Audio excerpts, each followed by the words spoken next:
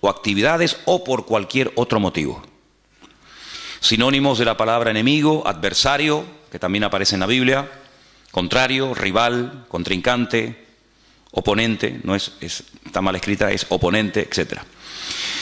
Hemos leído la palabra retaguardia. Hay que saber lo que estamos hablando. La retaguardia es la parte de un ejército o de una fuerza desplegada que avanza en la parte trasera o que se mantiene más alejada del enemigo. Retaguardia es también la zona más alejada del frente de toda zona ocupada por el enemigo. Sinónimos de retaguardia: detrás, posterior, cola, final, etc. Desbaratar significa deshacer o arruinar algo. Sinónimos de la palabra desbaratar: desordenar, dilapidar, desorganizar, desarreglar, etc. Vamos a tener en la mano o ahí al alcance la página que dice arriba Amalek y Amán. Esa es la primera que vamos a estar leyendo en esta mañana, ¿sí? Amalek y Amán. Partimos de la base que Amalek era un pueblo real que existía, que se había arraigado en la tierra de Canaán antes de que el pueblo de Israel viniera de la esclavitud de Egipto. Y Amalek, como vamos a ver en este día, fue el primer pueblo que se atrevió a atacar directamente al pueblo de Israel, pero utilizó una estrategia muy interesante y fue atacarle por la parte de atrás, por la retaguardia. No es el enemigo que se caracteriza por ir de frente, como podían ser otros enemigos de la Biblia, sino que es el enemigo que aprovecha la parte débil, a los cansados, a los enfermos, a los que no pueden ir al mismo ritmo de los demás. Esa es la forma como ataca Amalek, por la espalda, ¿no? Entonces vamos a leer algunas cositas que se dice aquí. Vamos a ir metiéndonos en el estudio de esta mañana. Amalek es esa nación que ha intentado destruir al pueblo de Israel a lo largo de su historia. En términos físicos, Amalek es una nación de individuos que odian a los judíos con un odio violento y mortal. Pero cualquier fenómeno físico tiene una raíz espiritual. Todo fenómeno físico no es más que una fuerza espiritual que se manifiesta en el mundo. Hemos dicho en más de una ocasión que lo natural en muchas ocasiones es un reflejo de lo espiritual. Cuando tú vas, por ejemplo, caminando y ves tu sombra en el suelo, la sombra no eres tú, la sombra es un reflejo de lo que tú realmente eres. Pero lo que vemos es la sombra, pero lo que vemos es un reflejo de lo que no se puede ver, ¿de acuerdo? Entonces, cuando ocurre algo en el mundo natural, el hombre que no tiene el Espíritu de Dios no puede interpretar, no puede leer, ni siquiera se percata de que detrás de ese fenómeno aparentemente normal, algo que ocurrió como producto de la casualidad o como una intervención de la naturaleza, pues él no sabe leer lo que está pasando, ¿no? Detrás de una situación, detrás de una guerra, o detrás de cualquier situación. Sin embargo, queremos insistir en esto. Para nosotros los creyentes, los acontecimientos aparentemente normales y naturales de la vida tienen una lectura diferente, una lectura, digamos, también de tipo espiritual, porque lo natural es un reflejo de lo espiritual.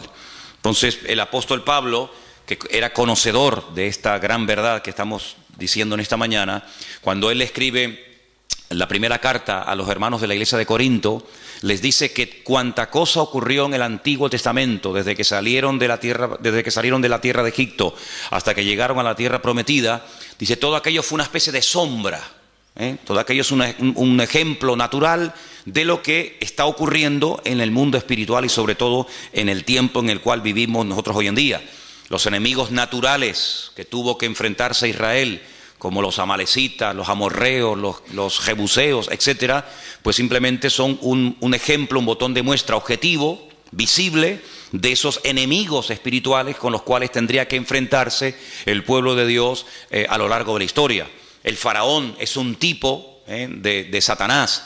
Moisés es un tipo de Cristo, el personaje, el instrumento que el Señor utiliza para liberar, para sacar de la esclavitud al pueblo de Israel. La tierra prometida es un ejemplo de nuestra nueva vida en Cristo, de cómo podemos disfrutar de una libertad, cómo podemos servir y conocer al Señor, etcétera, etcétera. Así que todo lo que vamos a estar viendo acerca de Amalek, si bien es cierto que ocurrió realmente y hubo un pueblo que existía que se llamó Amalek, Amalek es el tipo. Hay dos figuras de dicción muy importantes en la Biblia, las iremos estudiando Dios mediante ahora en estas clases de hermenéutica que hemos comenzado. Y una es el tipo y otra es el antitipo. El tipo es lo que prefigura, lo que anticipa lo que va a suceder en el futuro. Y cuando tú ves el cumplimiento de ese tipo en la persona real o en el acontecimiento real, eso es el antitipo, ¿vale? Entonces, Amalek es un tipo de todos los enemigos que a lo largo de la historia se enfrentarían no solamente con el pueblo de Israel, sino con todos los creyentes en el Dios de Israel, ¿vale? Seguimos leyendo el párrafo número 2, así que quédate con esto. Todo fenómeno físico no es más que una fuerza espiritual que se manifiesta en el mundo. Amalek representa, por lo tanto, esa fuerza que desea destruir al pueblo de Dios y a su destino, su propósito. Ahora, ¿qué fuerza espiritual es la que representaba en su momento el pueblo de Israel? ¿Por qué tanto empeño en destruir a ese pueblo? Porque el pueblo de Israel tenía el deber de la presencia de Dios en el mundo. Era el único pueblo en aquel momento que existía monoteísta de la tierra, y Dios le dijo en cierta ocasión a ellos que ellos iban a ser sus testigos. Todos los pueblos que en aquel tiempo existían, todos absolutamente, salvo el pueblo de Israel, eran politeístas. Hay una lista enorme en la Biblia de dioses que se adoraban en aquel tiempo: Quemos, Milcón, Moloc, Baal, Astarot, Astarte y tantos, ¿va? El único pueblo que tenía la creencia en un único Dios, creador del cielo, de la tierra y de todo lo visible, era el pueblo de Israel. Por lo tanto, si a un enemigo se le ocurría, como el caso de Amalek, atacar y destruir al pueblo de Israel, automáticamente la tierra quedaría sin testimonio. La tierra quedaría sin un botón, sin un punto de referencia de que había un Dios único y verdadero, que en aquel momento la obligación de Israel era proclamarlo y anunciarlo a los cuatro vientos sobre toda la faz de la tierra. Por lo tanto, cuando leemos, y lo hemos hecho en esta mañana, que Amalek realmente a quien ataca es al trono de Dios, pues uno puede darse cuenta de que el objetivo final de Amalek no solamente era destruir físicamente a una serie de personas llamadas en aquel tiempo el pueblo de Israel o judíos, sino que el objetivo de Amalek era que en la tierra no hubiera testimonio de que un día hubo un Dios que creó el cielo, la tierra, las naciones, los peces, al hombre, etcétera, etcétera, y por lo tanto es como si hubiera matado a Dios. La existencia de Dios queda borrada. No hay testimonio, no hay vestigio en la historia de que hay un Dios creador, porque el único pueblo que lo representaba y creía en él y le honraba y le servía era esta gente. Al desaparecer, al destruir a este pueblo, automáticamente ya a Dios no se le ve por ninguna parte. Entonces, por eso cuando leemos que Amalek se levanta contra el trono de Dios, la palabra, la expresión trono de Dios representa su soberanía, su dominio, su majestuosidad, su presencia, su existencia en el mundo. Eso es lo que significa el trono de Dios, ¿de acuerdo? Fijaros que, por ejemplo, antes de Amalek, Satanás, vamos a leer esas porciones también seguramente en esta mañana. Satanás, él lo que intenta es destronar a Dios. No solamente quitar a Dios de en medio, sino que no se hable de Dios, de su existencia, de su obra, y de esa manera pues el mundo queda a la deriva, como un barco sin timón. No hay presencia de Dios, no hay testimonio de Dios, por lo tanto comamos y bebamos que aquí no pasa nada. Ese es el objetivo de Amalek. Los testigos dan testimonio de aquello que no puede ser visto. Eso es un testigo, una persona que cuando algo ha ocurrido y ellos lo han podido ver, son llamados. Eso es fundamentalmente la función de un testigo. Si algo está presente o es evidente, son totalmente innecesarios los testigos. Esto es solo cuando la cosa o suceso no puede ser percibido directamente, entonces es cuando se llama a los testigos. ¿Usted estuvo allí? ¿Usted vio que él le atacó? ¿Y qué dijo? ¿Usted lo vio? ¿Y cómo fue? ¿Y cómo no fue? ¿Y cuántos eran? ¿Y a qué hora era más o menos? Eso es lo que hace un testigo. Si en lo que el testigo va a decir es evidente y es visible, la presencia de los testigos es totalmente innecesaria. Por lo tanto, como la presencia del Señor, la soberanía del Señor era un concepto abstracto, invisible, tenía que haber una presencia visible, en este caso era el pueblo de Israel, que diera testimonio de que cada vez que la gente levantaba la cabeza y veía un pájaro cruzar por el cielo, ese pájaro no salió de la nada, sino que detrás de ese pájaro hay un creador que lo diseñó, que lo formó y que ahí lo puso. Y detrás de esa estrella, y detrás del sol, y detrás de la luna, y cuando paseamos por el campo y vemos las flores y los animales, etcétera, etcétera, ellos eran los únicos testigos en aquel tiempo de todo esto. Por lo tanto, Amalek, su objetivo era borrar de la faz de la tierra todo vestigio y presencia de Dios.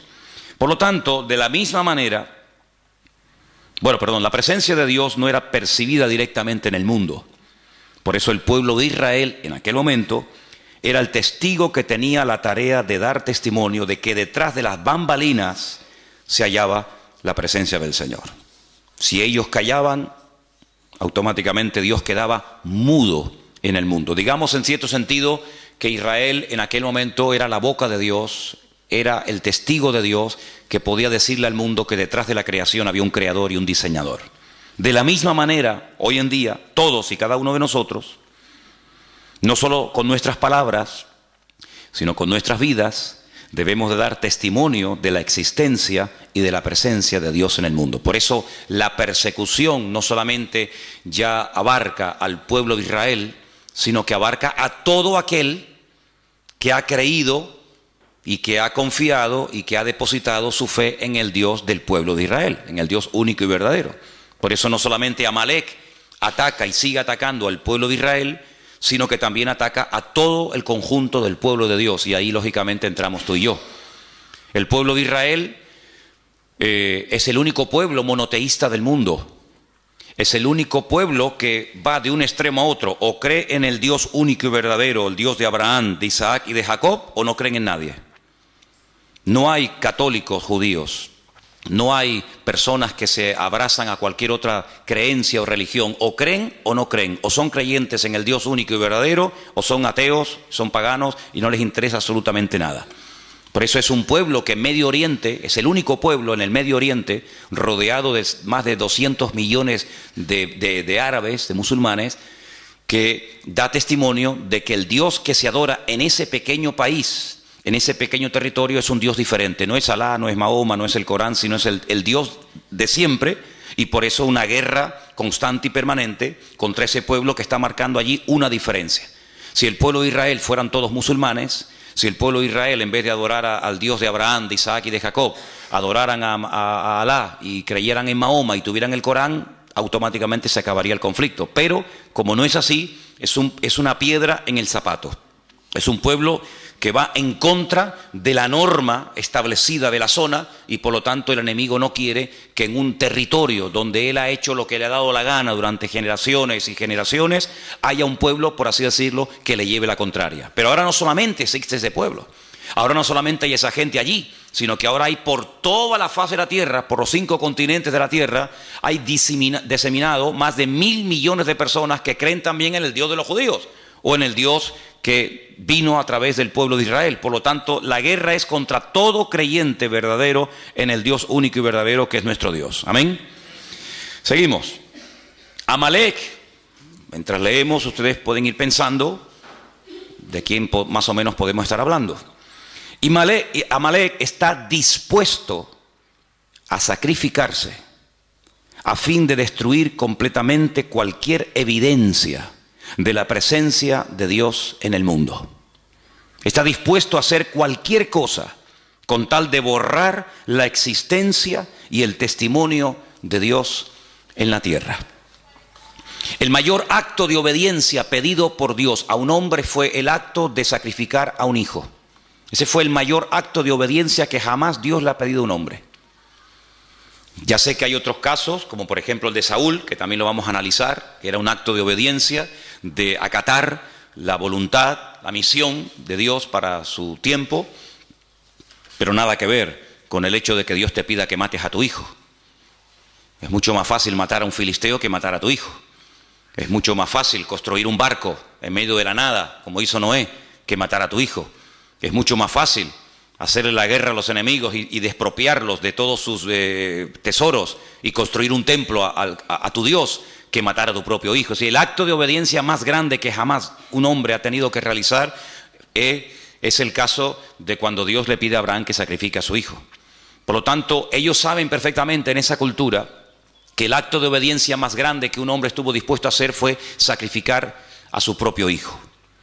En cierto sentido, un hijo es una proyección de uno mismo, ¿verdad? Como alguien dijo, ¿qué es un hijo? Es la proyección de tu yo. Tu yo se proyecta en tu hijo y el de tu hijo en su hijo, y así sucesivamente.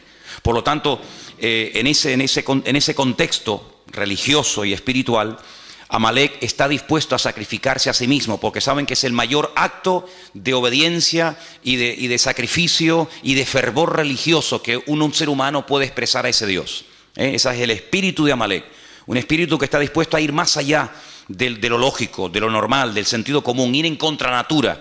Amalek le domina este espíritu de estar dispuesto incluso a inmolarse, de hacer lo que haga falta, con tal de que ese Dios en el cual ellos no creen y lo desprecian, sea totalmente aniquilado.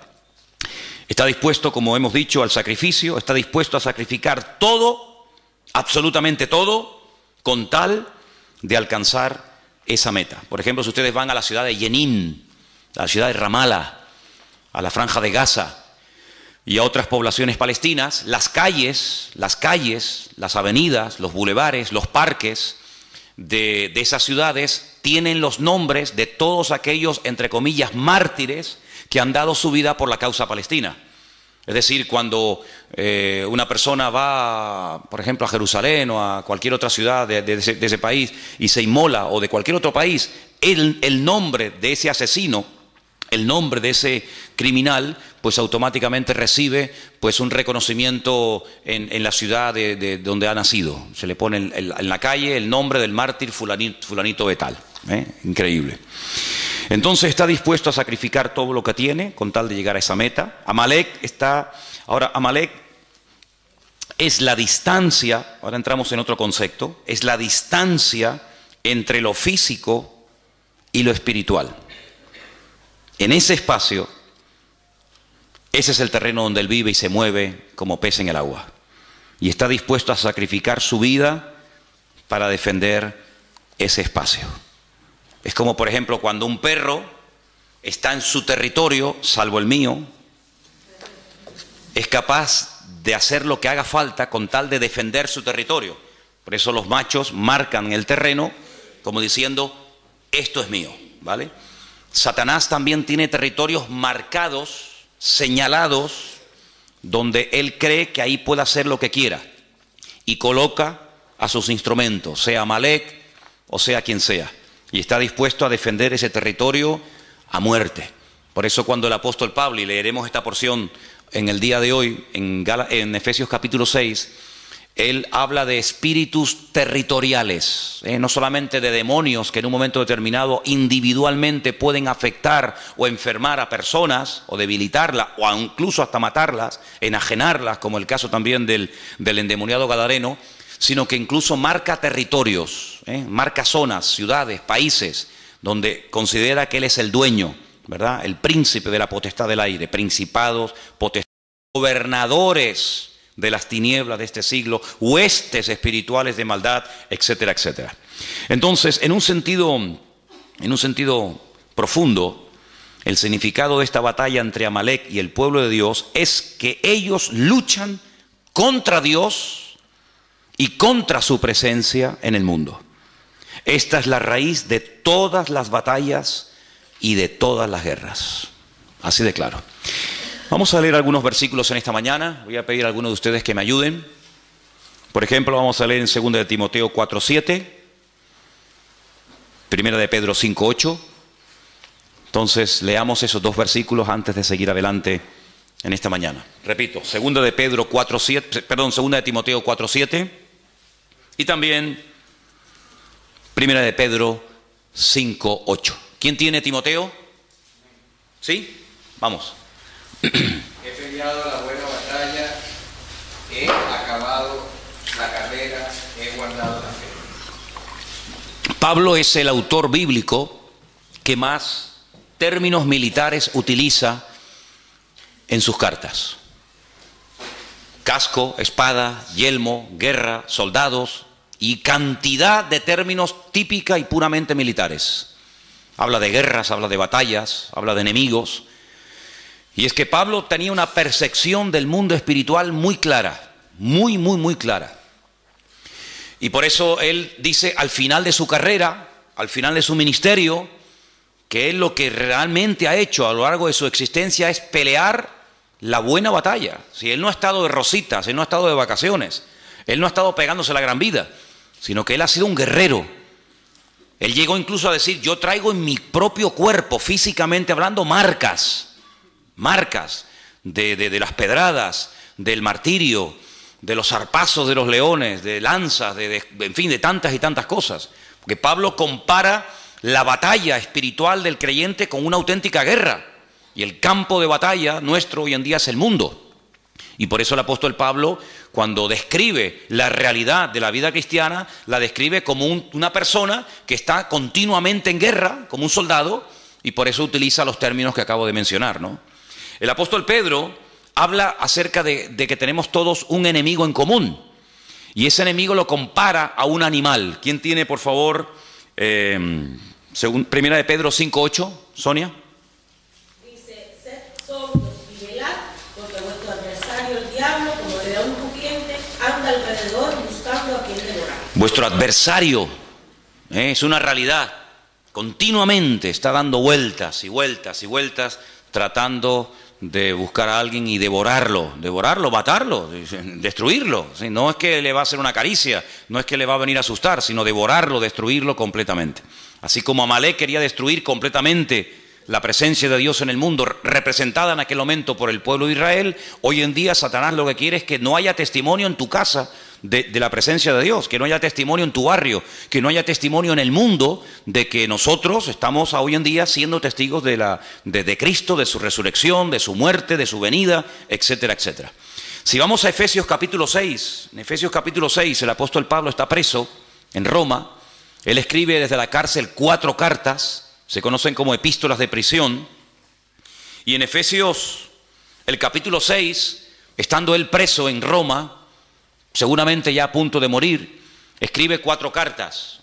Una de ellas es la carta a los Efesios, otras a los Filipenses, y en esta concretamente, en el capítulo 6, verso 10, el apóstol Pablo habla en estos términos clarísimos. Por lo demás, hermanos míos, fortaleceos en el Señor y en el poder de su fuerza.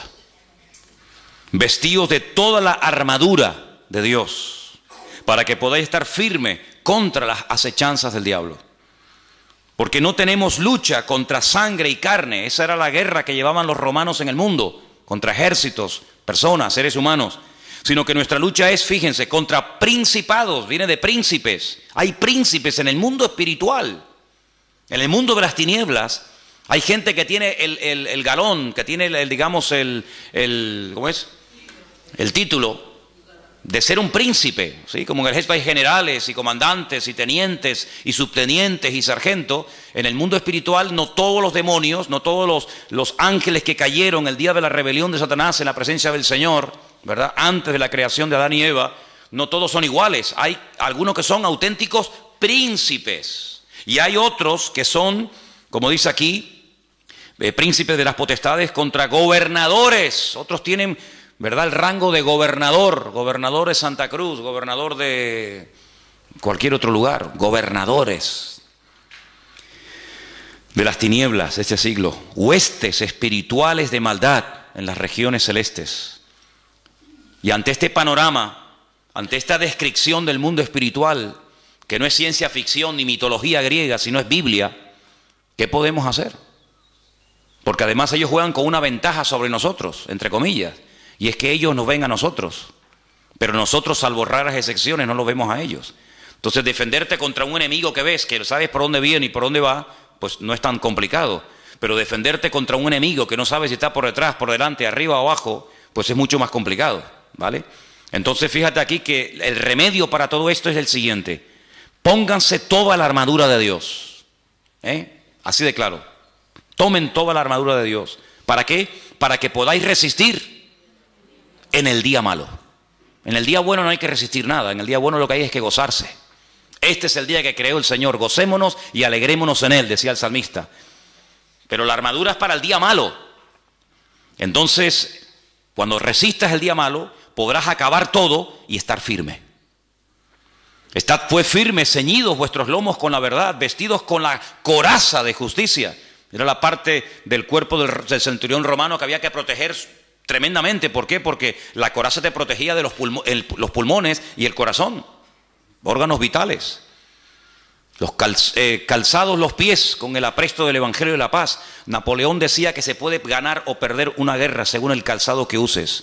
Es como un rally o como una carrera de motos, una carrera de Fórmula 1. Los expertos saben que el mejor coche del mundo, la mejor escudería del mundo, puede perder un mundial por haber escogido mal una rueda. Tenían que haber escogido un tipo de rueda blanda, dura, lo que sea, y se equivocaron y era el mejor coche, como el más poderoso, el más potente, el más cilindrada, pero escogieron mal. Entonces Napoleón decía que tenían que cuidar sumamente el calzado de los soldados romanos, en este caso de los soldados franceses, porque sabía que una guerra se puede perder con un mal calzado. Y el Señor dice que el mejor calzado que podemos utilizar es el apresto del Evangelio. Caminar guiados por la palabra de Dios. Lámparas a mis pies tu palabra, lumbrera mi camino. Sobre todo, todo esto es importante, pero sobre todo, dice aquí, tomad el escudo de la fe. Había dos tipos de escudo, uno que era redondo, que era cuando se estaba de guardia, y un escudo que era muy alto, que te llegaba casi desde la barbilla hasta los tobillos, y era el que se llevaba al combate. Entonces cuando lanzaban las flechas, se lo ponían así y se tapaban y las flechas golpeaban y no caían, ¿no? Él está describiendo un escudo redondo, tremendamente poderoso, que cuando veías venir un dardo de fuego, cuando veías venir una lanza o lo que sea, te cubrías y te protegía cualquier parte del cuerpo. Dice, sobre todo toma ese escudo, para que puedas apagar todos los dardos de fuego del maligno. Tomad el yelmo. El yelmo era como una especie del casco, lo que te protegía la cabeza, los pensamientos, el cerebro, de la salvación, la espada del Espíritu, que es la palabra de Dios. Y algunos dicen, bueno, ya se acaba la armadura. No, hay un elemento abstracto, pero que forma parte vital de la armadura. Lo que le da consistencia a la armadura es el verso 18. Lo que hace que la armadura no se caiga ni te quede grande es lo que dice el verso 18. Orando en todo tiempo, con toda oración y súplica en el Espíritu, velando en ello con toda perseverancia por todos los santos. Y Pablo era una persona muy preparada, muy competente, con un conocimiento alucinante del Señor, tanto teórico como práctico, pero él sabía que sin el respaldo de la oración no podía ir ni de aquí a la esquina, porque él llegó a decir que no tenemos que ignorar las maquinaciones del enemigo. Él fue el que dijo aquella frase que todos conocemos, ¿no? Que Satanás es capaz de incluso hasta de disfrazarse y te hace creer que te estás entrevistando o te está trayendo un mensaje, un ángel de luz, un ángel del Señor, y resulta que te está hablando un demonio, ni te enteras. Entonces Pablo dice, hay que orar para que el Señor nos dé discernimiento y para que no nos dejemos seducir ni arrastrar por sus mentiras y por sus engaños, ¿verdad? Así que toda esta guerra espiritual que Pablo describe la podemos ver en lo físico y lo podemos ver en lo natural, sobre todo en este enemigo terrible que es el pueblo de Amalek. Sigamos leyendo la segunda página. Dice que Amalek significa tinieblas y el florecimiento del mal. Ahí es donde Amalek se mueve como pez en el agua, en la oscuridad, en la ignorancia, en las tinieblas. El fin de Amalek significa la destrucción del abismo, del distanciamiento entre Dios y el mundo, pero también la restauración de la cercanía que revela la presencia y la obra de Dios por medio de Cristo en el mundo. Mientras estemos en esta vida, estaremos en guerra. Mientras estemos vivos, Tenemos que estar velando y orando, como se decía en esta mañana, porque no estamos aquí de paseo, sino estamos aquí para dar testimonio, estamos aquí para hacer luz, para marcar una diferencia, y Satanás va a hacer todo lo posible por evitar que nosotros cumplamos con nuestro objetivo. Ahora, volvamos a la porción de Éxodo en esta mañana, porque una de las cosas que tenemos que tener presente en nuestra vida cuando estudiamos un pasaje es ver de dónde viene esa historia, cuáles son los capítulos anteriores. Y vamos, por ejemplo, estamos en Éxodo, ¿verdad? Vamos al capítulo 15. En Éxodo capítulo 15, ustedes se van a dar cuenta de que uno de los problemas que generalmente, de vez en cuando, Israel tenía era falta de agua. Ellos estaban en pleno desierto. El agua en el desierto es oro. Por lo tanto, cuando faltaba el agua, el problema era terrible. El estado de ánimo de la gente cambiaba. La gente era diferente cuando había agua que cuando no había agua. La murmuración ni aparecía en el campamento mientras las necesidades materiales, sobre todo de agua, estaban cubiertas. En el momento en el que faltaba agua, o en el momento en el que faltaba comida, en el momento en el que lo material faltaba, automáticamente la espiritualidad del pueblo pegaba un bajón, surgía la carnalidad, y aquella gente que hace 2 días estaban alabando a Dios después de cruzar un mar y profetizando y glorificando al Señor, se olvidaban de todo aquello simplemente, digo simplemente entre comillas, cuando faltaba el agua. Por eso ustedes van a darse cuenta de lo valorado, del valor tan grande que tenía el tema del agua. La mayoría de los salmos donde aparece la palabra agua se escribieron en el desierto. Por ejemplo, el número 1, bienaventurado el varón que no anduvo en consejo de malos, y habla de cómo será como un árbol plantado junto a corriente de agua. Mi alma tiene sed del Dios vivo, y tantos salmos que hablan del agua. Era un elemento tremendamente valorado. Bueno, pues en el capítulo 15, del versículo 22 al versículo 27, encontramos una parada de las tantas que hizo el pueblo de Israel antes de llegar a la tierra prometida. Encontramos una parada donde encontraron agua. Sí, había agua, pero no se podía beber. Entonces, ¿para qué la queremos? Ellos se pararon en un lugar que en hebreo se llama Mará. Mará significa amargura. Vamos a leer el pasaje para que nos demos cuenta qué cosa tan interesante ocurrió aquí. Hizo Moisés que partiese Israel del Mar Rojo. Salieron al desierto de Shur, anduvieron 3 días por el desierto sin hallar agua. Llegaron a Mará y no pudieron beber las aguas de Mará porque eran amargas. Por eso le pusieron el nombre Mará, o Mara, amarga. Entonces, ¿qué ocurre? Ese pueblo que salió cantando, danzando y profetizando del Mar Rojo, comienza a murmurar contra Moisés y le dice: ¿qué hemos de beber? Moisés clamó al Señor y el Señor le mostró un árbol, lo echó en las aguas y las aguas se endulzaron, y allí le dio estatutos y ordenanzas y allí los probó. Eso es lo importante.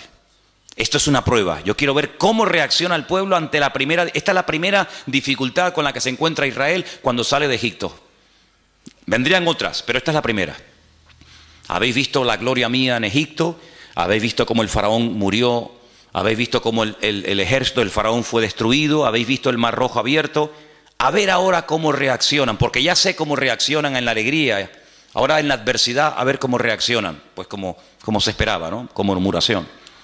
Y dijo: si oyeres atentamente la voz del Señor tu Dios, e hicieres lo recto delante de sus ojos, y dieres oído a tus mandamientos, y guardares sus mandamientos, sus estatutos, ninguna enfermedad de las que envié a los egipcios te enviaré a ti, porque yo soy el Señor tu sanador. Llegaron a Elim, donde dice que había 12 fuentes y 70 palmeras, y acamparon allí junto a las aguas. Si los lleva a Mará, no pueden beber el agua, es amarga. El Señor les muestra un árbol que es tipo de Cristo, de cómo endulza la vida, de cómo endulza las aguas. Allí los prueba, le da estatutos, le da leyes y dice: ok, ya veo cómo reaccionan cuando no tienen agua. Vamos a otra parada, los lleva a Elim, y en Elim dice que había, hasta el día de hoy, en Elim siguen habiendo las palmeras que menciona aquí, 70 palmeras y 12 fuentes de aguas. Dice la Biblia que Moisés llegó a tener 70 ancianos, una palmera para cada anciano. Si debajo de cada palmera, y no solamente se refiere a una palmera en singular, sino a un grupo de palmeras, ¿verdad?, para cada anciano, y 12 fuentes de agua, para que cada tribu tenga su propia agua y no tenga que depender este de este ni el otro del otro, sino que cada uno tenga su propia fuente de agua. Y es interesante notar, si me pueden acercar un segundito la pizarra para ponerla aquí. Miren, dice que allí el Señor les da una promesa tremenda. La promesa que el Señor les da allí es una promesa, gracias, así mirándola para allá. La promesa que el Señor les da a esta gente es que si ellos se comportan y obedecen al Señor y no meten la pata y se someten al Señor y piden perdón y llevan una vida, digamos, correcta, pues ninguna enfermedad les afectaría. Ahora, si un día hacemos un estudio detallado de cuántas enfermedades menciona la Biblia, nos quedamos asombrados. Porque incluso en los tiempos en los que el Señor le dio la palabra al pueblo de Israel, había enfermedades que no existían. Pero ellos podían activar una serie de enfermedades que no existían. Les dijo, si ustedes me obedecen, si ustedes se someten a mi palabra, si ustedes viven en sometimiento a mi palabra, a mis estatutos y a mis leyes, ninguna enfermedad de las que mandé a los egipcios se la mandaría a ustedes. Pero si ustedes no me obedecen, y comienza a mencionar enfermedades que hasta ese momento ni existían en el mundo. Luego, el tema del perdón, el tema de vivir cerca del Señor, es muy interesante. Por ejemplo, tú tienes buena letra, ¿no, Daniel? Pon ahí, pon la palabra Mejilá. Apunten ahí si quieren esto. La palabra Mejilá, con J. La palabra Mejilá significa perdón, en hebreo, perdón. Ah, eso es. Y una palabra que él va a poner abajo, que es la palabra Majalé, significa enfermedad. Mejilá, perdón, Majalé, enfermedad.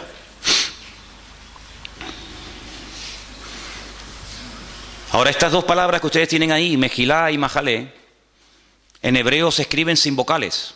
Se escribiría una M, una J y una L, porque no hay vocales en hebreo. Es decir, que la misma palabra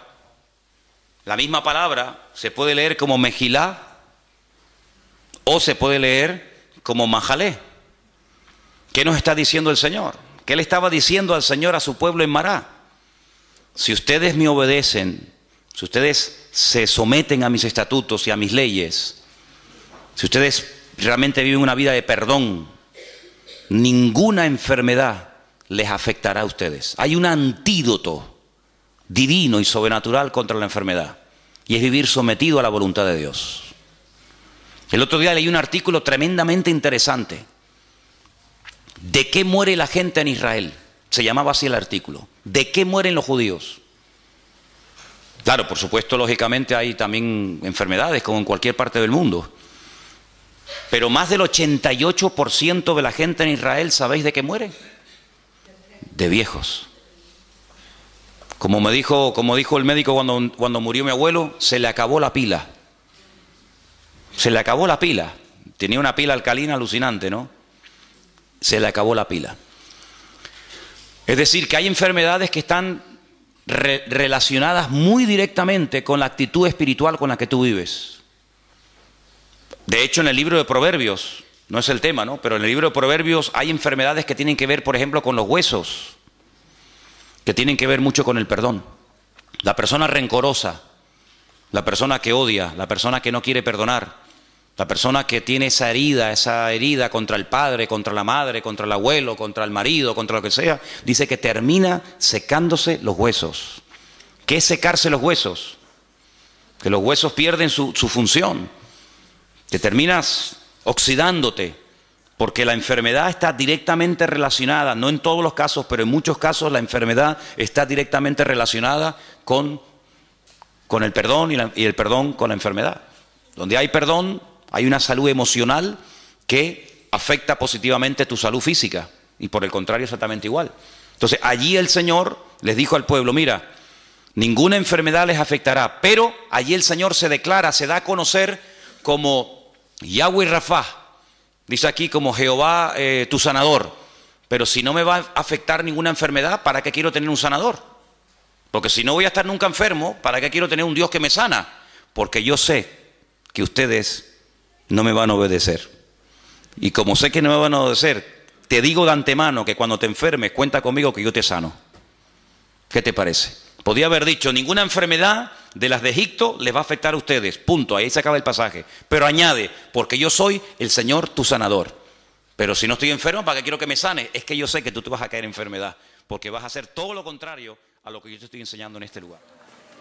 Nuestra vida delante del Señor tiene un valor incalculable. El Señor dio su vida por todos y por cada uno de nosotros.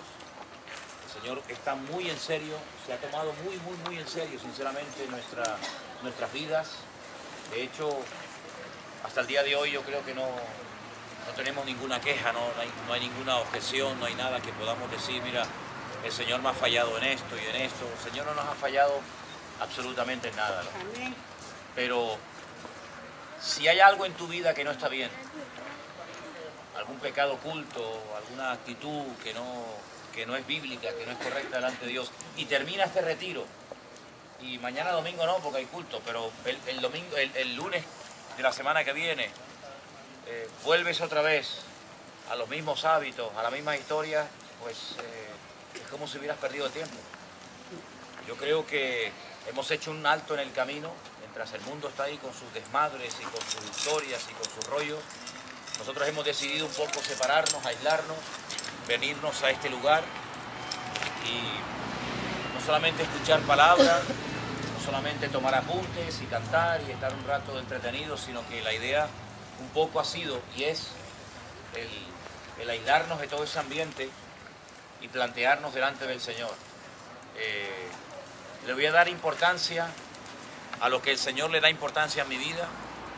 Hemos hablado mucho acerca de Amalek, de cómo ataca, de cómo se mueve, de cómo podemos en un momento determinado abrir una brecha, de abrir una puerta para que el enemigo tome el lugar.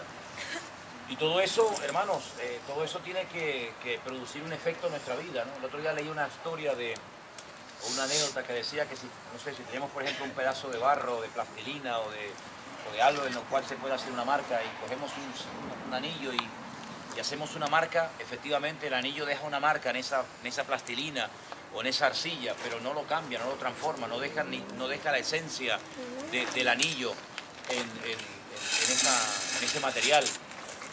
Y lo que no puede ser es que en nuestra vida el Señor venga, nos hable, nos confronte, nos exhorte, nos enseñe, nos empuje, etcétera, pero que después volvamos otra vez a lo mismo, ¿no? Yo pienso que sería una pérdida de tiempo y una auténtica desgracia el hecho de saber lo que el Señor quiere de mi vida y no hacerlo, ¿no? Y bueno, en estos días los que hemos estado hablando mucho acerca de un personaje llamado Amalek, que como hemos dicho ya en más de una ocasión en estos días, fue un personaje real.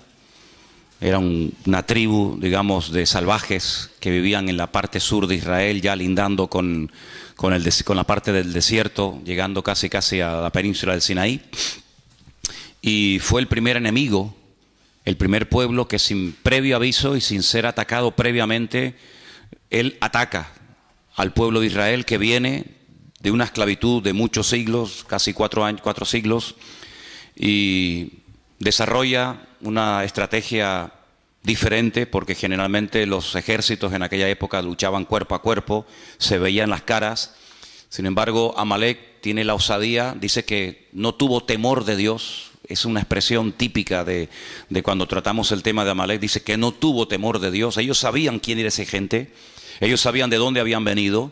Ellos habían oído los milagros impresionantes, únicos e irrepetibles que Dios había hecho por ese pueblo. Y dice que al no tener ningún temor de Dios, no tener en consideración lo que Dios había hecho por ellos, ya te digo, sin previo aviso hacen así y les atacamos, ¿no? Pero son tan cobardes en su ataque que dice que no van de frente, sino que le atacan por la retaguardia. Es decir, le atacan por la parte de atrás y desbaratan la retaguardia, y dice que en la parte de atrás, dice la Escritura, que iban los cansados, los débiles, las personas que no podían ir al ritmo de los que iban en cabeza. Y entonces cuando se dieron cuenta, Amalek se había introducido dentro del pueblo y decían, pero ¿dónde está el enemigo? Si no lo vemos, ¿no? está detrás, ahí está matando a mujeres y a niños y a los pobrecitos que no tienen fuerza, ¿no? Y dijimos que Amalek es Amalek en cierto sentido, pues representa un tipo de estrategia diabólica, un tipo de estrategia satánica que consiste en muchas cosas, ¿no? Hemos visto que en el libro del Génesis, aunque uno diga, no me digas, bueno, pues en el libro del Génesis, sabiendo buscar entre las páginas en su texto original, vemos que aparece uno de los nombres de los personajes que también se ha hablado en estos días aquí, y es el de Amán, el famoso Amán, el terrible Amán, el que aparece en el libro de Esther, ¿verdad? Aquel que odiaba a Mardoqueo, a Mordejai, y preparó una horca para matar, según él, a su peor enemigo, y resulta que él no sabía que estaba preparando su propia horca, ¿no? Las vueltas que da la vida. Y hemos visto cómo Amalek, ya digo, era un enemigo físico, real, una tribu de salvajes que vivían en esa parte del desierto, pero también, en cierto sentido, representa la duda, representa la impureza, representa el enfriamiento, representa el alejamiento de parte del Señor. Y todas estas palabras las hemos visto y las hemos explicado, e incluso algunas las hemos hasta escrito para que ustedes vieran, ¿no?, en lo que consiste. Es un espectro muy amplio, ¿no? Amalek no es solamente un enemigo que ataca de una manera y nada más, sino que Amalek es tal vez uno de los enemigos espirituales más amplios, y presenta un panorama de diferentes ataques y diferentes líneas en las cuales viene. Pero hay algo muy importante que yo quisiera que en esta mañana volviéramos a repasar, y está en Éxodo capítulo 17. La Biblia dice que el ataque vino en un lugar llamado Refidim. Creo que no lo dije. Si lo dije, lo vuelvo a repetir. La palabra Refidim significa lugar de descanso. Lugar de descanso. Ellos habían estado previamente en un lugar llamado Mará, donde dice que cuando llegaron no pudieron probar las aguas porque eran aguas amargas. Hasta el día de hoy en esa parte del desierto esas aguas existen, pero no se pueden beber. Son muy amargas, son de color rojo, como si estuvieran oxidadas, para que nos entendamos. Y esas aguas están ahí como testimonio de que no se pueden beber. Son aguas amargas, aguas no potables, y el pueblo allí se quejó, el pueblo allí murmuró contra el Señor, pero el Señor les mostró, dice que un arbusto, un árbol, que es tipo de Cristo, que el que viene a endulzar nuestra vida, y entonces aquellas aguas que no se podían beber, al final sí se pudieron beber, y allí dice que el Señor los probó, y allí le dio leyes y les dio estatutos y les dijo algo tremendo, lo vimos en estos días. Si ustedes obedecen mi palabra y obedecen a mis estatutos y a mis principios y a mis decretos, etcétera, etcétera, ninguna enfermedad, ninguna plaga, ninguna cosa negativa de las que mandé a los egipcios, ustedes las experimentarán. Es decir, ustedes estarán como vacunados en contra de todas esas enfermedades. Pero al final añade el Señor, yo, vuestro sanador. Como dando a entender el Señor de que iba a haber momentos en la historia en los que ellos iban a desobedecer al Señor y necesitarían sanidad, ¿no? Bueno, pues cuando caigan y necesiten ser sanados, aquí estoy yo, ¿verdad? Entonces vimos que de ahí fueron a un lugar, a un oasis precioso, 70 palmeras, 12 fuentes de agua llamado Elim. Y allí estaban a gusto, allí no les faltaba de nada, ahí tenían sombra, tenían agua, ahí estaban muy cómodos, pero sin embargo el Señor dice, bueno, el tiempo de estancia aquí se ha terminado. Quiero que sepan que el Señor podía haber llevado en línea recta, que es la forma más rápida de llegar a un sitio, ¿no? En línea recta. Sin embargo, vemos que desde que ellos salen de Egipto hasta que llegan a la tierra prometida, Canaán, no van en línea recta, sino que incluso el Señor los tiene 40 largos años, toda una generación, dando vueltas y vueltas en el desierto a causa de su pecado, a causa de su desobediencia. Vemos que la voluntad de Dios era que hacía 40 años entraran, pero no entraron, porque hay un momento que no lo hemos dicho en estos días, pero creo que es clave y es muy importante, en el que el pueblo le dice a Moisés, ¿por qué no mandas espías? ¿Por qué no mandas a personas para que reconozcan la tierra y nos digan cómo es? ¿Qué más da cómo es? Si esa es la tierra que el Señor quiere que conquistemos, ¿qué más da? Si es grande, si es pequeña, si tiene montañas, si no tiene montañas, ¿qué más da? Esa es la tierra que es nuestra y punto, ¿no? Pero ellos mandaron, según la versión que tenemos generalmente todos nosotros, espías. La palabra realmente es la palabra regalim, que significa exploradores. Hay una gran diferencia, ya lo dijimos en su momento, hay una gran diferencia entre un espía y un explorador. El espía entra camufladamente, no quiere que nadie lo vea, quiere pasar desapercibido, va a espiar, va a observar cuáles son los puntos débiles del enemigo y luego informar a sus tropas para saber cómo atacar. El explorador va a cara descubierta, el explorador no importa que lo observen, el explorador va como una especie de turista, ¿verdad? Y así fueron, dice la Biblia, que estos exploradores, porque es la palabra que emplea el texto original, exploradores, exploraron la tierra, estuvieron 40 días, estuvieron por todo el país, desde el norte hasta el sur, este a oeste. Y entonces cuando ellos regresan, el pueblo está expectante, diciendo, bueno, a ver, ¿cómo es? ¿Cómo es esa tierra? ¿Cómo es el país? Y ellos dicen, bueno, la tierra es buena, la tierra es hermosa, pero es imposible de conquistar. ¿Cómo que? Sí, es imposible, porque resulta que las ciudades están amuralladas y tienen murallas tan enormes que llegan hasta el cielo, cual es falso, y la tierra traga a sus moradores, y la gente son gigantes, y nosotros los veíamos a ellos y nos comparábamos con ellos y parecíamos nosotros como langostas, y dan un informe tan pésimo, un informe tan negativo que dice que toda la santa noche el pueblo de Israel en sus tiendas estuvo llora que te llora, llora que te llora, e incluso pensaron en matar a pedradas a Moisés y decir volvamos a Egipto porque esto es un disparate, esto es una locura, hemos venido aquí para nada, y al final, bueno, el Señor dice en la Biblia que esa noche se apesadumbró, y esa noche fue cuando Dios hizo un decreto que hasta el día de hoy está en vigor, un decreto terrible. Ese día, según el calendario bíblico, era el 9 de Av, el 9 del mes Av, Y ese día fue un día que no van a olvidar en su vida el pueblo de Israel, porque todas las peores desgracias de la historia de ese pueblo, todas han ocurrido siempre el 9 de Av.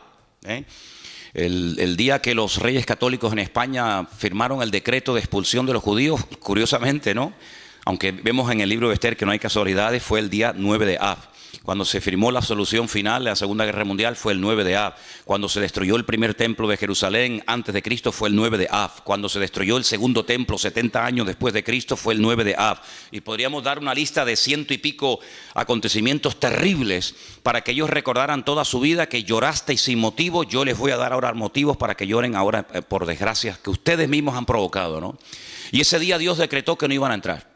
Ese día el Señor dijo, vais a estar un año por día. Si 40 días visteis la tierra, desechasteis la tierra, os habéis quejado, no os gusta lo que yo tengo preparado para vosotros, muy bien, pues venga al desierto a dar vueltas. En vez de 40 días, 40 años.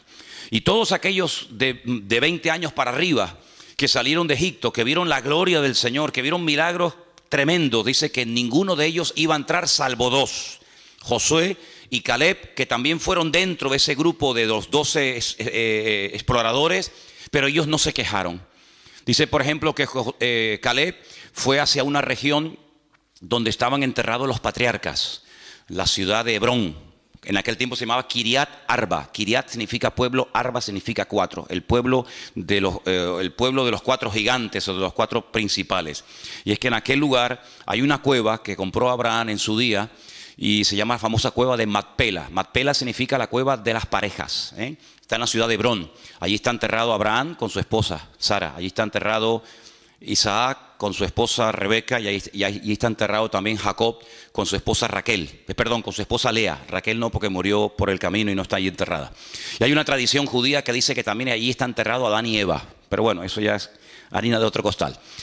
La cuestión está en que cuando Caleb vuelve al pueblo, dice efectivamente, las murallas son muy altas, pero eso no es una mala señal. Si todo es como se mire. Alguien dijo, el vaso está medio lleno o medio vacío. ¿Sabéis por qué las ciudades están tan amuralladas? Porque nos tienen miedo. Porque si no nos tuvieran miedo, vivirían sin murallas, vivirían sin protección, vivirían sin torres de vigilancia. Pero como nos tienen miedo, han construido enormes murallas porque nos tienen miedo. Así que no se lo tomen por lo negativo, sino tómense lo positivo, ¿vale? El hecho de que ellos parezcan gigantes no es verdad, no es que sean gigantes, sino que tú, al tener una declaración de fe tan pobre y tan miserable, te ves con una bajoestima tan terrible que le das al enemigo una fuerza que no tiene. Y vemos que, por ejemplo, allí en Refidín fue donde fueron atacados porque la forma de hablar como que le dio alas, como que le dio pie al enemigo. Y fue allí cuando el Señor suple el agua de una forma milagrosa, pero hay un momento en el que ellos dicen, ¿pero Dios está o no está con nosotros? Si ustedes pueden, por ejemplo, leer en el capítulo 17 de Éxodo, versículo 7, dice, ¿está Dios o no está Dios con nosotros?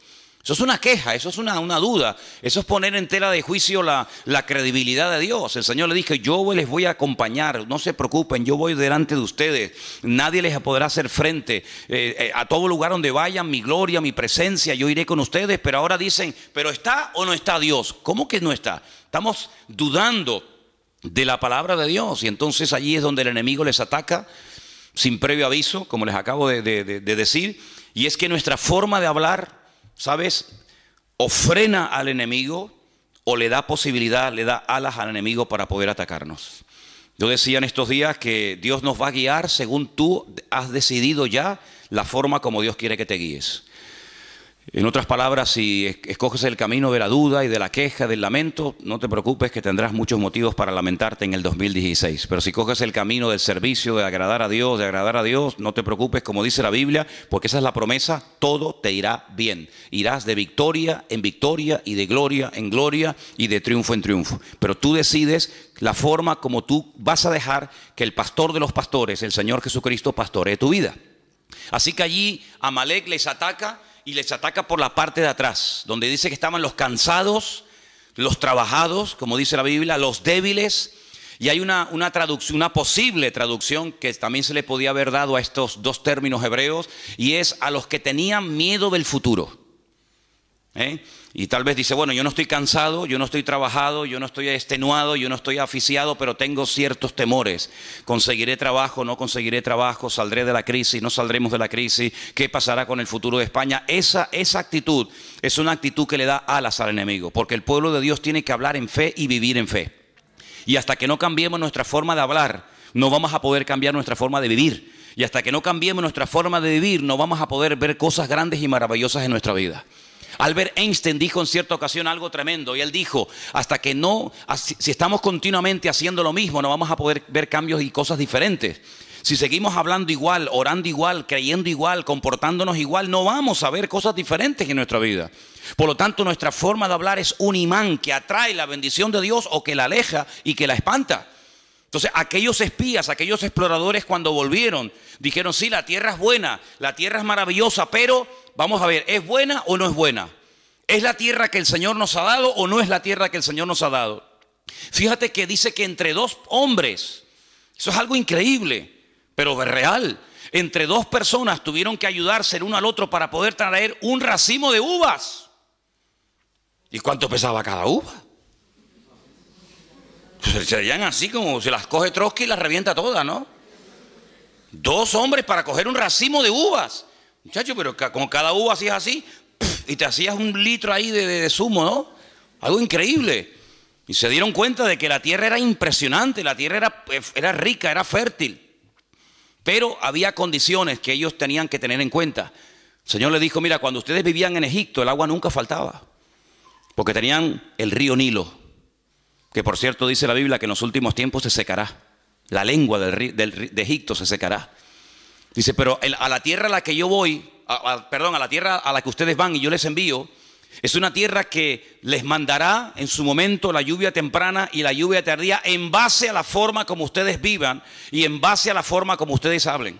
Si ustedes hablan mal, si ustedes se quejan, si ustedes se apartan de mis caminos, si ustedes se enfrían, si ustedes comienzan a adorar a otros dioses, olvídense, aquí no va a llover, aquí no hay río, aquí no es como Egipto, que movías una piedra y salía el agua por las tajeas, sino que aquí es una dependencia diaria y permanente de parte del Señor. Si hablan bien, si hay victoria, si hay bendición, la lluvia cae.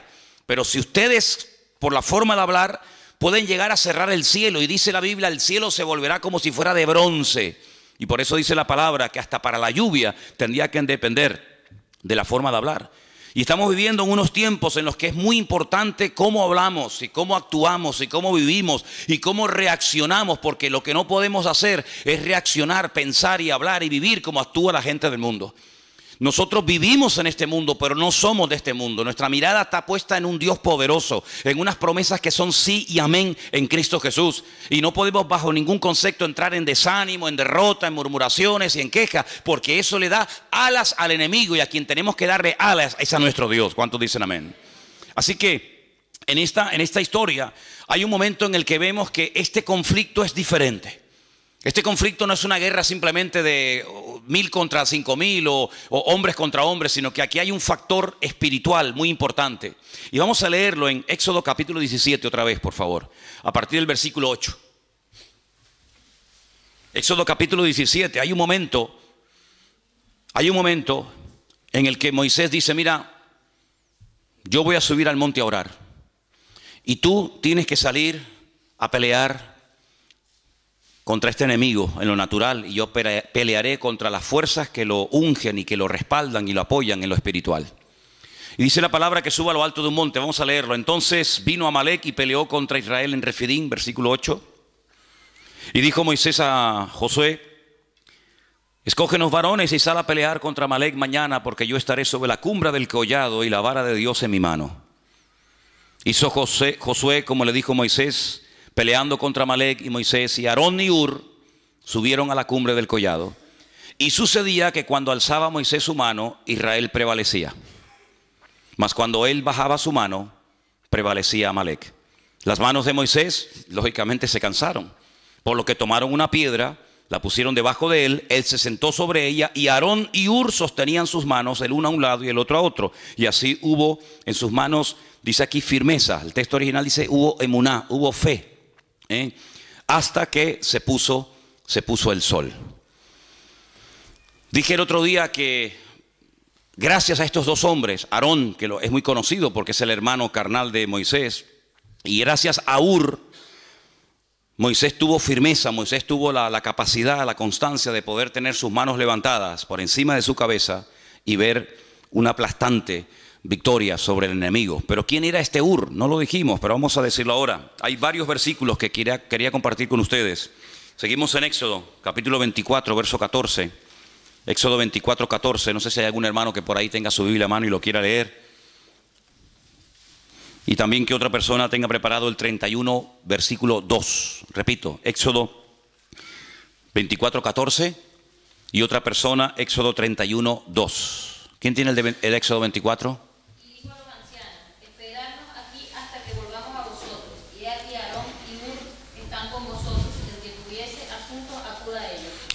Hur, sin lugar a dudas, era un hombre muy importante dentro del pueblo de Israel. Hasta el punto que Moisés, cuando se va a la montaña a orar y se fue 40 días, le dice al pueblo, yo me voy un tiempo, pero si hay algún asunto, algún problema, algo que surja dentro del pueblo, ahí está Aarón y ahí está Hur para que consulten con ellos. Luego, Hur no era una persona normal y corriente, sino una persona con una autoridad y con un peso espiritual, con una autoridad dentro del pueblo muy, muy importante. Es una referencia que tenemos que tener en cuenta. El segundo texto está en Éxodo 31, 2, y ahí nos da un poquito más de información sobre este personaje llamado Hur.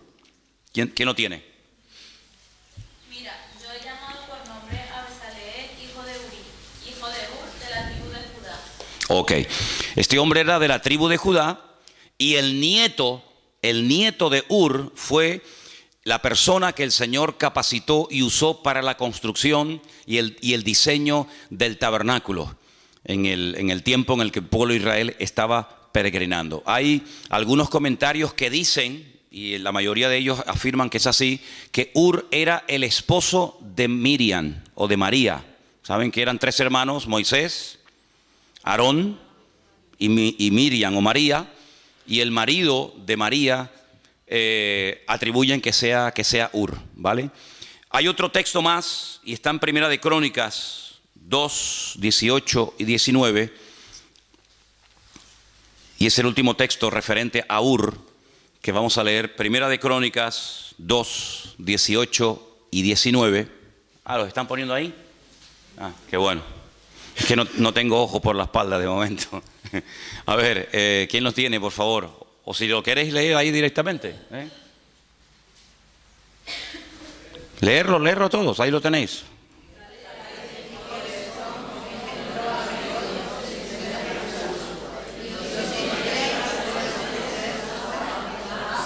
Pasa al siguiente.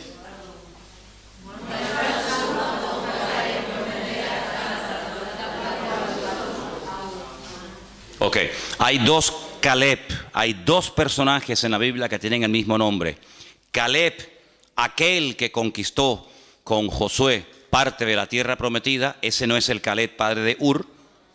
y otro Caleb, que es el famoso padre de Ur.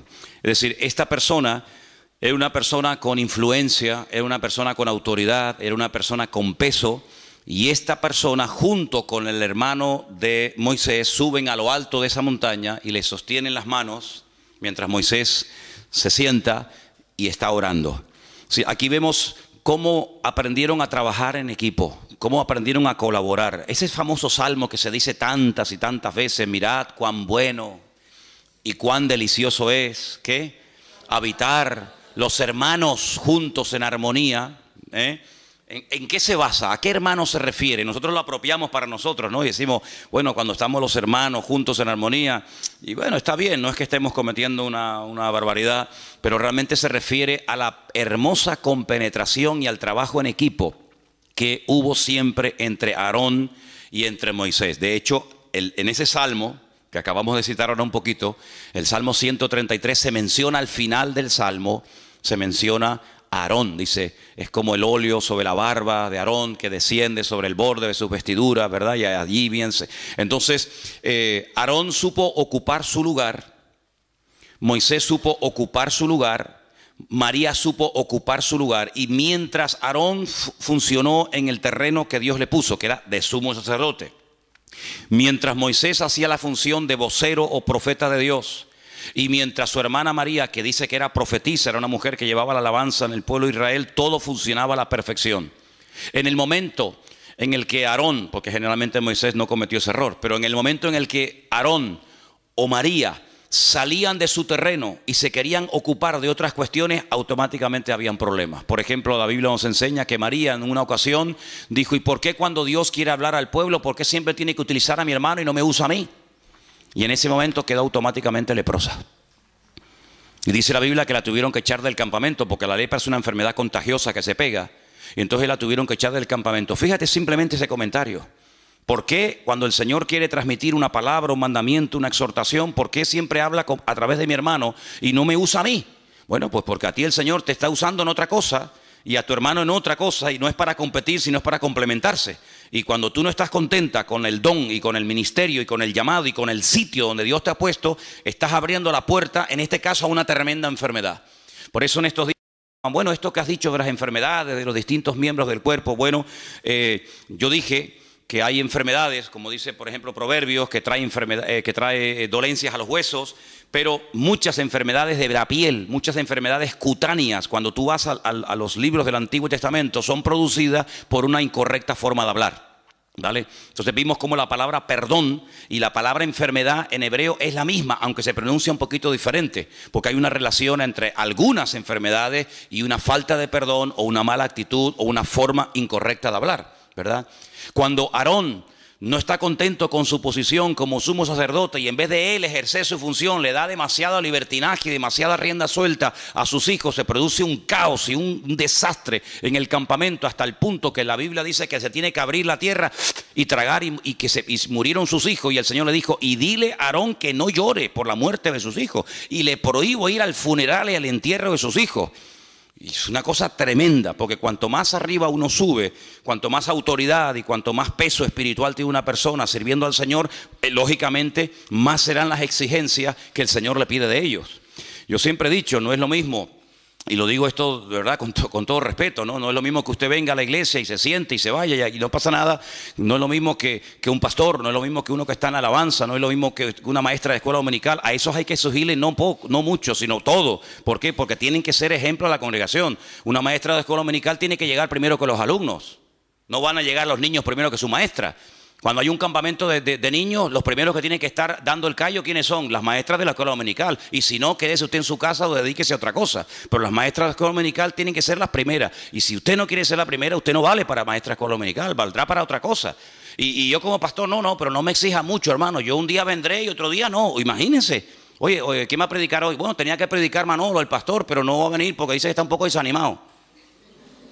¿Cómo? No, que dice que le dolía la cabeza. Es que a mí no me puede doler nunca la cabeza. De hecho, yo empecé a predicar con dolor de cabeza y ya se me quitó.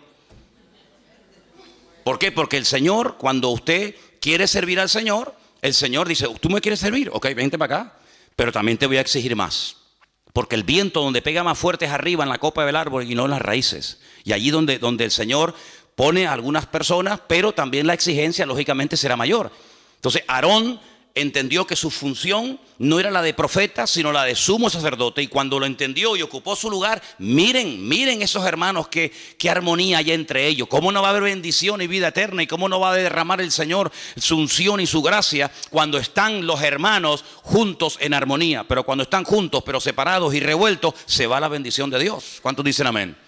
Entonces nosotros tenemos que partir de la base de que nuestra forma de hablar, y tienes que salir de este retiro con esto en la cabeza. Tú no puedes hablar de cualquier manera, porque la forma como tú a partir de hoy hablas o hables, eso va a marcar una diferencia en el mundo espiritual.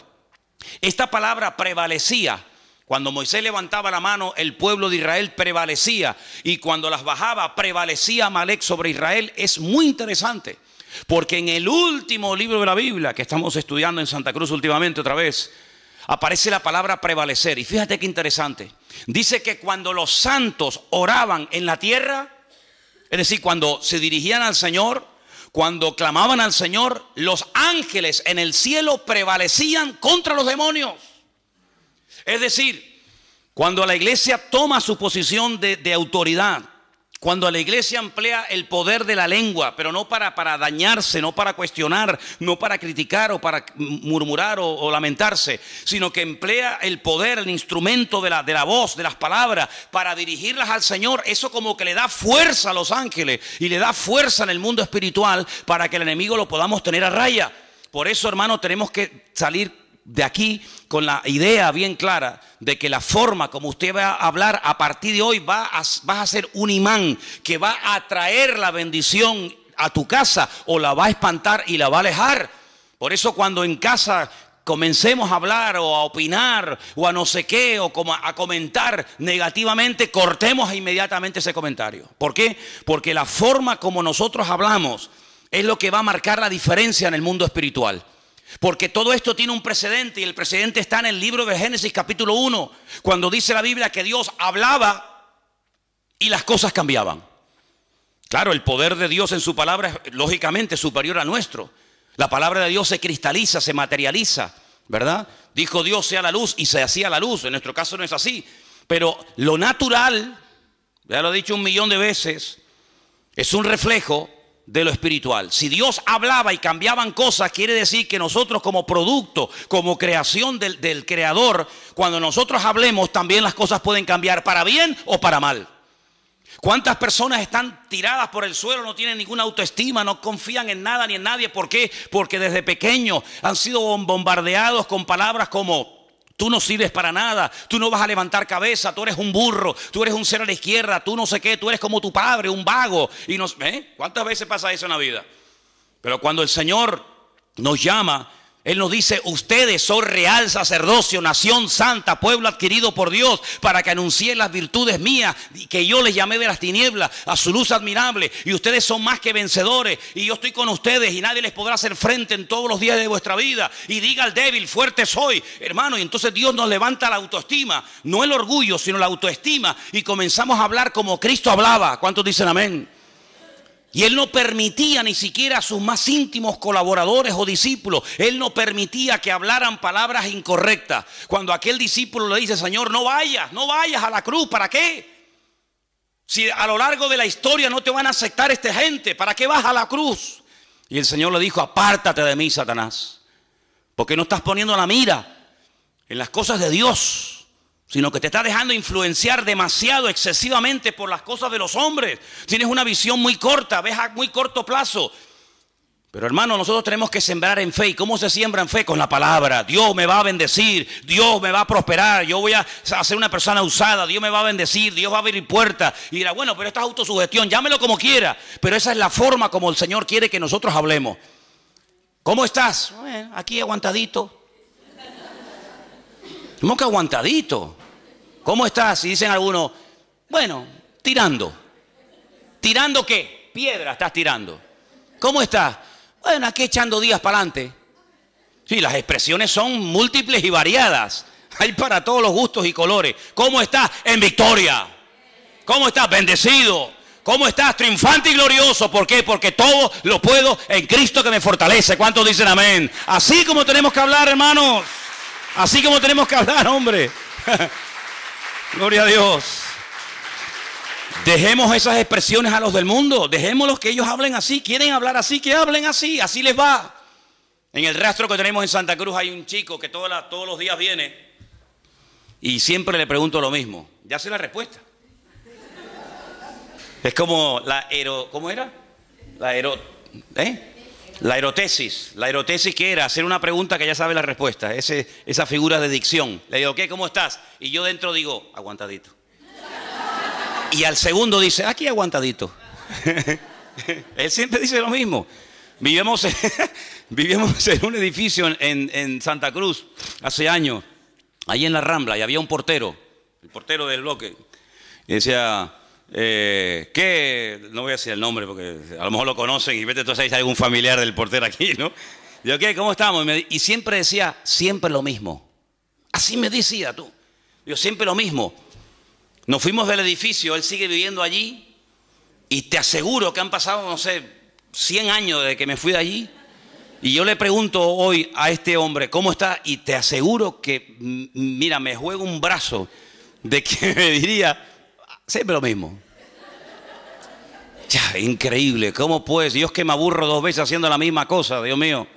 Yo que siempre tengo que estar haciendo algo, si no me aburro, ¿cómo voy a estar yo en un puesto de trabajo toda la vida? Siempre lo mismo, siempre lo mismo, siempre lo mismo, siempre lo mismo. Tío, qué vida más aburrida tienes, viejo. Qué soso de vida eres, de verdad que no eres atractivo, aparte eres bajito, gordo, feo, encima siempre lo mismo. Ya, no hay por dónde me cogerte, viejo. ¿Me entiendes? El Señor está conmigo, Dios me va a bendecir, el Señor me bendice y tal. Claro que sí, hombre, claro que sí. Y esa es la forma como podemos hablar. Y el enemigo, cuando oye a un tipo hablando así, el enemigo dice, agüita con este, vamos para allá. Porque con este no me meto, claro. ¿Me entiendes? Y eso no tiene nada que ver con la edad, no tiene nada que ver con la cultura. No, es que los suecos somos así, los españoles. No, olvídate de eso, no, ni suecos, ni alemanes, ni vaina. Somos cristianos, somos hijos de Dios. Y como hijos de Dios, el diablo tiene que tenernos miedo a nosotros. Hay creyentes, yo no sé, aquí nosotros porque no nos hemos criado con ese ambiente, pero hay creyentes que cuando les conoces y hablas con ellos de otras congregaciones sobre todo, pues siempre están, no, es que el diablo, no, es que el enemigo, es que yo digo, pero ¿cómo puedes vivir así? Siempre con miedo. El otro día estábamos poniendo el mural ese, por cierto, échenle un vistazo porque ahí hay fotografías del siglo XVIII. Ahí van a decir, Dios mío, dame discernimiento de espíritu porque no sé quién es este, ¿no? Y entonces resulta de que Juan, ¿no está Juan? Ahí está Juan. No sé cómo fue, yo pensaba, ven esos chorretes que hay por ahí del óxido de la canaleta. Pues dice, no, esto es de, ¿cómo me dijo? Del aceite o no sé qué cosa. Digo, ¿cómo del aceite, Juan? Si esto es de la lluvia que cae arriba y está oxidada la canaleta, hay que cambiarla. Dice, no, esto es de aceite. Digo, ¿cómo? Digo, mira. Y me dice, mira para acá. Y le digo, ay, mira. Mire lo que hay aquí. Además, fíjate, hace así. Una mano. ¿La ves? Yo digo, dice, no, hay aquí, hay allí, hay. Y entonces resulta de que en el cuarto ¿cómo es? En el cuarto donde duermen ustedes, las puertas son blancas, las puso unas puertas preciosas. Y el otro día estaba en la habitación, allí creo que estaba hablando con Margarita, y veo en la puerta una mano. Y yo dije, sin haber sabido todavía la explicación de la vaina esta, yo digo, esto fue uno que tenía la mano hedionda o sucia, perdón. Perdón, ya. Como estamos de retiro, tengo mentalidad de retiro en vez de pastor ahora mismo, ¿no? Y entonces le digo, esto fue uno que tenía la mano sucia y la puse aquí. Y ya me iba yo a buscar un trapo para limpiarle y me dice Juan, dice, no, es que aquí, esto a veces lo prestamos o lo alquilamos a algunas iglesias y entonces resulta que no se les ocurrió otra cosa, por ahí hay más manos, ya verá, ahora van a ver manos por todos lados. Y dice, no, vinieron aquí unos hermanos y no se les ocurre otra cosa que meter las manos en aceite y ponerse por todas las paredes, ungiendo y bendiciendo las paredes. Y yo digo, ungiendo las paredes. ¿Cómo que ungiendo las paredes? Es como si yo voy a tu casa y le digo, hermana, ¿tiene un poquito de aceite de olivas? Sí. venga a ungirle en la casa y te mancho todo el salón. Hermano, nosotros no podemos tener esas supersticiones.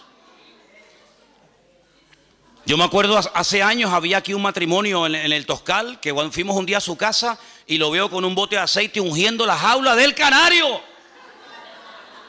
Mi madre, no les digo mentira, era verdad. Y le digo, ¿pero qué está haciendo? Y dice, no, es que el canario últimamente está haciendo unos ruidos raros. Digo, ¿estará afónico? ¿Habrá aprendido el cántico? Digo, ¿pero cómo va a ungir usted la jaula de un canario, hombre? Con lo caro que está el aceite, hombre. Entonces, hermano, vamos a ver, el aceite en la Biblia se utilizaba todo, pero mire, nosotros tenemos un Dios que nos cuida hasta cuando cerramos los ojos durante la noche. No es prueba evidente que cuando estoy dormido y no me entero de nada, el Señor me está guardando. Dice, el ángel del Señor acampa alrededor de los que le temen y los defiende. Por lo tanto, yo tengo que ir por la vida con la seguridad de que el Señor está a mi lado y que nadie podrá contra mí, a menos que el Señor se lo permita. ¿Y sabe cuándo el enemigo tiene autorización, entre comillas, para atacarme y para zarandearme? Cuando bajo la guardia, cuando estoy en desorden, cuando me enfrío, cuando me aparto del Señor, cuando empiezo a pensar y a hablar tontería. Pero mientras yo esté hablando correctamente, mientras mi fe y mi mirada esté puesta en el Señor está conmigo como poderoso gigante. Y aunque un ejército acampe contra mí, no temerá mi corazón, porque el Señor es mi luz y mi salvación y no va a pasar nada. Porque esas son las promesas del Señor. Y tenemos que creer en las promesas del Señor, hermanos, y no tener ningún temor. Hay una historia en la Biblia que yo la he leído y compartido infinidad de veces con ustedes. Y es esa historia cuando el profeta Eliseo está en una casa y resulta de que le dicen al enemigo, le dicen al ejército contrario, tú sabes por qué tú pierdes todas las batallas, tú sabes por qué todas las estrategias te salen mal. Tú sabes por qué cuando vamos a atacar por un lado nos están esperando. Y cuando dice, bueno, pues ataquemos por el otro lado, nos están esperando. ¿Tú sabes por qué? Dice, no. Dice, porque en Israel hay un varón de Dios. Y lo que tú hablas en secreto, Dios se lo revela a él. Así que da igual si lo vas a atacar por la derecha, por la izquierda, por arriba, por abajo, de noche o de día. Todo te va a salir mal porque el Señor pelea con esa gente. Y este general o este rey dice, pues matemos a este hombre. Matemos a este hombre y se le acaba la fuente de información. Dice, vamos. Dice la Biblia que rodearon toda la casa del profeta Eliseo y no venían para contarle el cuento de Caperucita Roja, hermano. Venían para matarlo. Y entonces Eliseo tenía un colaborador, un ayudante, llamado Giesi. Nombre más feo. Así se llamaba, Giesi. Y Giesi sale fuera y cuando levanta la mirada, vio toda la casa rodeada de soldados que venían a matarlos. Y se mete para adentro muerto de miedo y dices, de aquí no salimos. Estamos rodeados de enemigos. Este es el último día de nuestra vida. Y el profeta Eliseo sale afuera, mira así, dice, tranquilo, no te preocupes. Más son los que están con nosotros que los que vienen contra nosotros. Y ese quiere un pedazo de carne, porque era carne. Le dice, ¿quién está con nosotros? Si hasta el perro salió corriendo. ¿Quién está con nosotros? Dice, Señor, abre los ojos para que vea. Y dice que cuando el Señor le permitió ver con los ojos de la fe, dice que vio millones de ángeles, la gloria del Señor estaba rodeando la casa y le dijo, yo te lo dije, aunque tú no lo veas porque tu forma de hablar impide que la revelación de Dios venga a tu vida.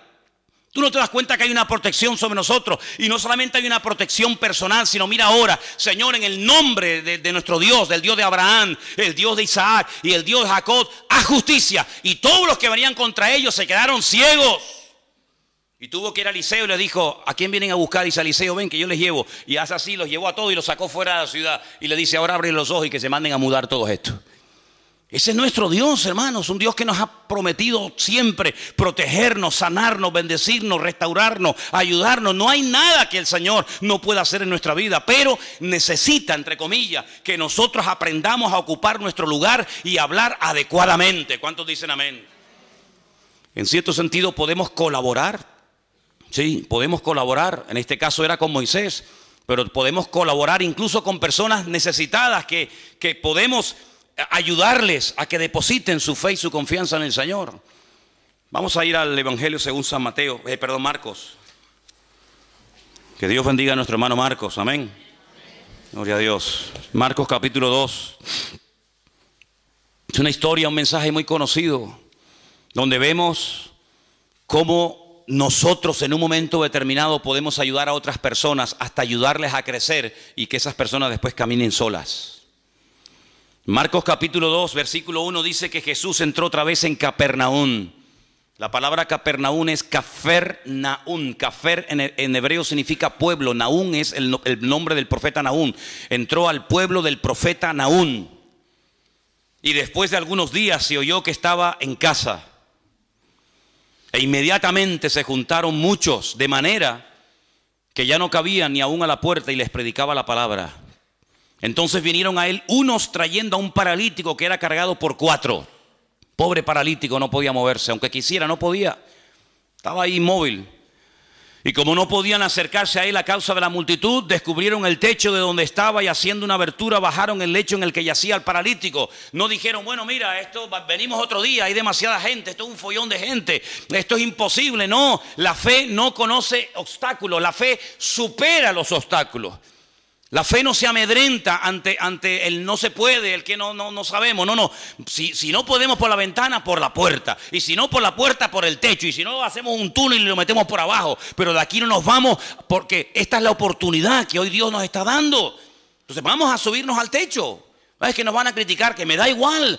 Hemos venido con una necesidad y de aquí no nos vamos hasta que veamos la gloria de Dios. Hemos venido con nuestro amigo, no puede caminar, pobrecito.